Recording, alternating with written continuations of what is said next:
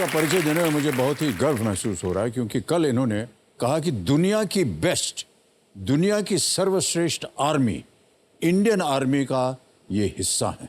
सम्मानजनक तालियों के साथ इनका स्वागत किया जाए। मैं हमारी जनता को बता दूं कि ये इंडियन आर्मी में लेफ्टिनेंट कर्नल हैं। कल इनका खेल शुरू होने से पहले ही समय समाप्ति की घोषणा हो गई। गिरीश जी, आपका स्वागत। लेकिन कंपेनियन के रूप में आज आप किसे लाए हैं अपने साथ? अपनी धर्मपत्नी आरती। प्रणाम करता हूं आपको और आपका बहुत बहुत स्वागत हमारे कार्यक्रम में। Thank you. कितने वर्ष हो गए गिरीश जी आपको आर्मी में? पिछले 7 सितंबर को हमने 20 साल कंप्लीट कर लिए। 20 साल से आप भारत की फौज में कार्यरत हैं। वाह। एंड उस उपलक्ष्य में दिल्ली में, बिकॉज लकीली इतनी बड़ी जगह है, काफ़ी हमारे साथी जो हैं जी, या जो शॉर्ट सर्विस थे छोड़ चुके हैं या जो वहाँ पे पोस्टेड हैं, so we had a great get together, बहुत बड़ा किया था। जी जी जी। और जब उन लोगों से मिले तो ऐसा लगता नहीं है कि 20 साल हो गए। मतलब दिल उतना ही यंग है, एनर्जी लेवल उतनी ही है। इट इज़ जस्ट कि थोड़े बहुत ग्रे आ गए, हम ट्राई करते हैं उसे ढकने का। बट ऐसा लग रहा है कल की बात है। हमेशा ऐसे ही लगता है जब यस सर। किसी के साथ इतना समय बिता लेते हैं हम लोग, तो ऐसा लगता है बस कल ही तो मिले थे। सीरियसली बहुत गर्व है सर हमें भारत की फौज। Thank you very much sir. और आप ही लोगों का Really, मैं कह सपोर्ट रहा है जो हमें मोटिवेट करता है to do whatever we are doing. और मैंने हमेशा ऐसा माना है गिरीश जी कि डिसिप्लिन का जो सबसे उत्तम उदाहरण है Yes. वो हमारी इंडियन आर्मी है।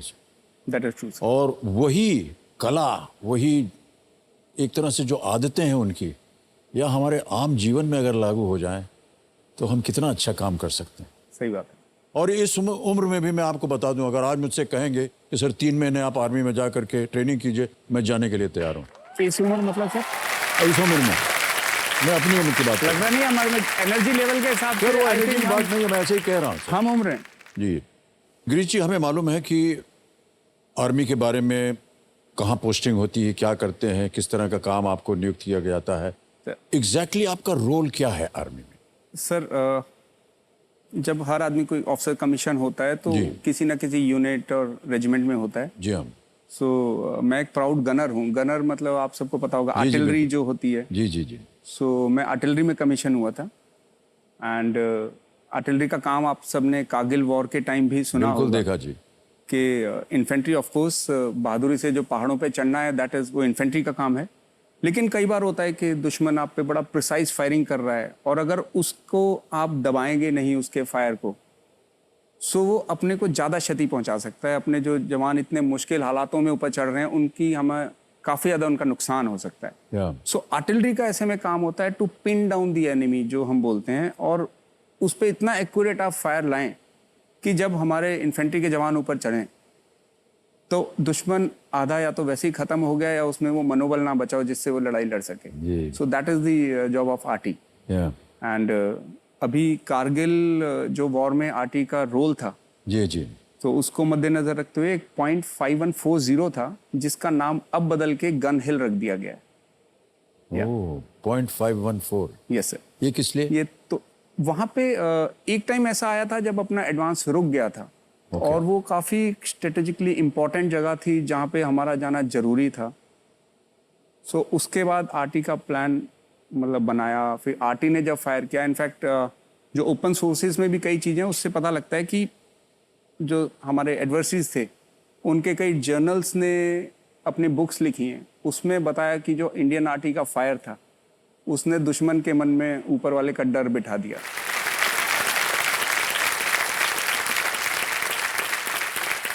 एंड उनके जो बंकर्स थे वो बिल्कुल चकनाचूर हो गए थे। या so that was the role of RT और उस वजह से उस .5140 का नाम गन हिल पड़ा है। Oh okay, well done sir.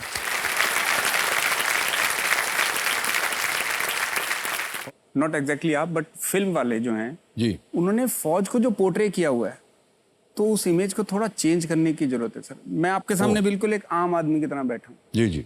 ना मेरे मतलब वो गले में स्कार्फ है, मूछें नहीं है, वो सिगार नहीं है, जी, बंदूक नहीं है, तो हम आम आदमी भी हो सकते हैं। मतलब जी, मूवी जी, में जो डिपिक्ट करते हैं सर, सुबह का टाइम भी हो, बाय गॉड वो एक हाथ में वो लीवर खराब वाली दवाई होगी और अगर वो लड़की का बाप है तो बंदूक भी होगी। तो जी, आप थोड़ा जी। उनको नॉर्मल भी डिपिक्ट करवाइए सर जरा। ठीक है सर। जितना मेरे प्रोड्यूसर डायरेक्टर हमारा ये कार्यक्रम देख रहा है, सुन लीजिए गिरीश टंडन जी की बात को। ओके गिरीश जी, एक और प्रश्न आपसे पूछना था कि बचपन से ही आपको ये था कि मुझे आर्मी में जाना है? Yes sir. मतलब मेरे फादर बहुत ज्यादा पैट्रियोटिक थे। वो कोई देशभक्ति की मूवी आती थी तो भी वो आई थिंक उनको धुंधला ही दिखता होगा, बिकॉज उनकी आईज वो टीयरीज रहती थी। और वो जब वीसीआर वाला जमाना था तब वो हकीकत या ऐसी मूवी लाके हम देखते थे। 26 जनवरी को राजपथ पे जो परेड होती है वो हम हमेशा देखते थे। सो बहुत ज़्यादा पैट्रियोटिक थे। और मतलब मेरे भाई बहन ने भी बचपन से ही एनसीसी वगैरह स्कूल में ही लिया था। आई ऑल्सो मैंने भी एनसीसी लिया अपने कॉलेज में। एम वॉज मतलब कहीं और सोचा ही नहीं, क्लियर ही था कि यहीं जाना है, बिकॉज ये मेरा बचपन से सपना था। और मेरे से ज़्यादा मेरे फादर का। ओके सो इनफैक्ट जब से मेरी पासिंग आउट हो रही थी, सो जब पासिंग आउट होते थे 3-3 की फाइल में घूम रहे होते हैं। So I was the front one. तो पेरेंट्स ऐसे सामने बैठे हुए and you are facing them, so I could make out कि he is not seeing me. मतलब वो ही जस्ट क्राइंग।